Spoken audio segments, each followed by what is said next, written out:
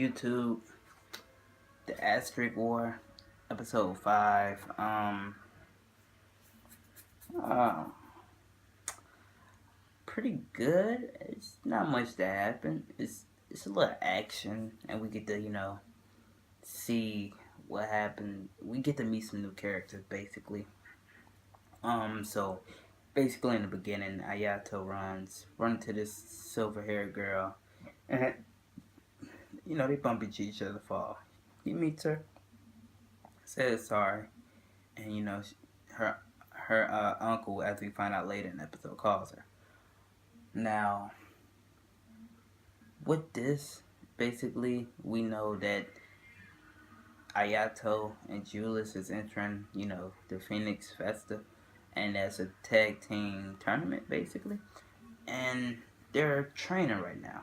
She's trying to push him to the limits where he can use his power for more than 3 minutes without getting tired.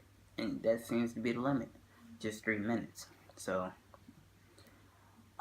basically, she tells him, like, just don't get into no meaningless duels. And what do Ayato do? He gets in a duel.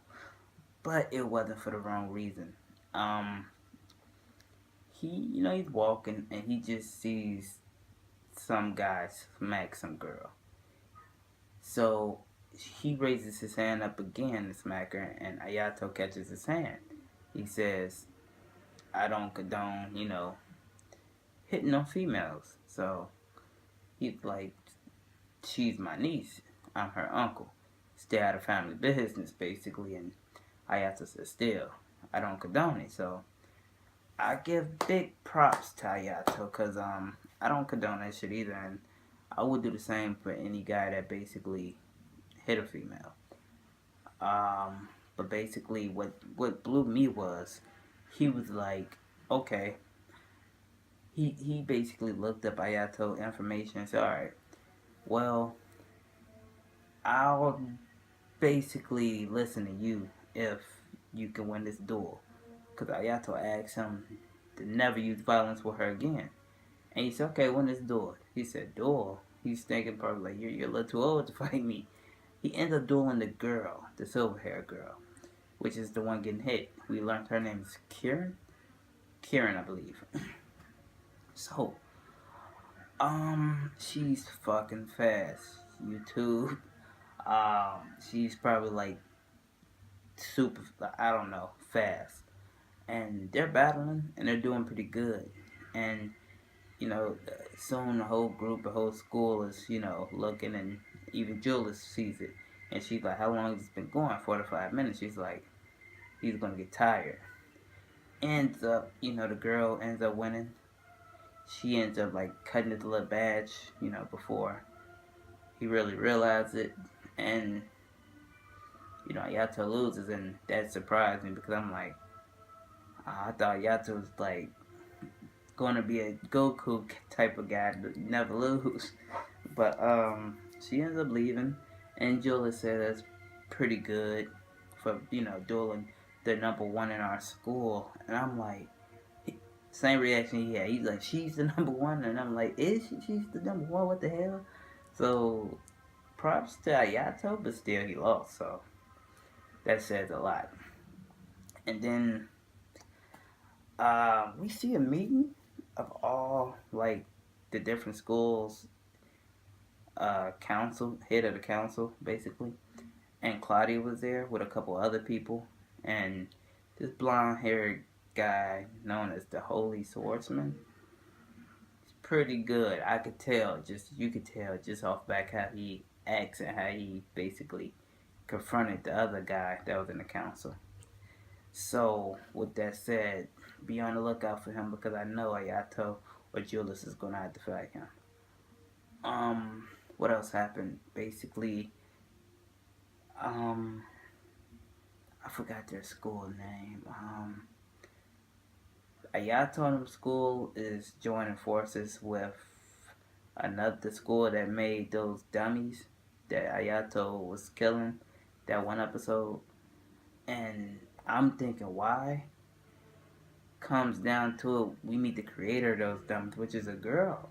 And she's excited to see Ayato, like, you're the person who killed all my dummies? Okay. And she tells him, good luck next time. You won't be so lucky.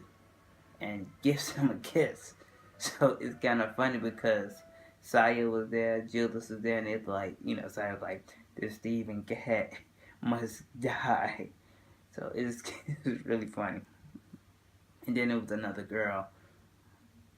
Both of them was from another school. So it was another girl that basically dissed Saya's weapon, her gun, and she was like, all right, I respect your opinion, but I want you to take that statement back. And I'm like, oh, okay, Saya, she's a badass now. So the girl says, now that I know you're the daughter of Dr. Sayumura, basically, no, I can't take it back. And I'm just like, damn, what's going to happen? I thought they were going to do it right then and there, but they didn't. And that's what kind of made me mad. But they did say they will be in the Phoenix Festa. So we know in episode 6 or 7 we're going to see them. We definitely know. And right now, I don't know their ability. I just know one of them that seems really cool. And she reminded me a lot of Lala from To Find Rito. I think it's the voice. Yeah, it's the voice that reminds me. But I just know she know how to make the mechanical robots. So what's really their power, I don't know. But that's episode 5 pretty much. Oh yeah. And we find out Saya asks Ayato to be her partner in the Phoenix Fest. And it's just like, oh, Julius he agreed to be Julius' partner. They're like almost dating basically. And now they're got Ayato in like a situation. So that was episode 5. This is, if it wasn't for Noragami or Sarah for the End, this would definitely be the #1 anime of the season, hands down. I still think it's in a class with well, probably not Noragami, but Sarah for the End probably. Asterisk War well, this isn't Asterisk War, but definitely a dope anime to watch. If you're not watching that, please go check it out. You cannot watch any anime of the fall besides, no, not fall, yeah, fall, besides Noragami and Sarah for the End. You have to watch this. With that said, YouTube, peace out.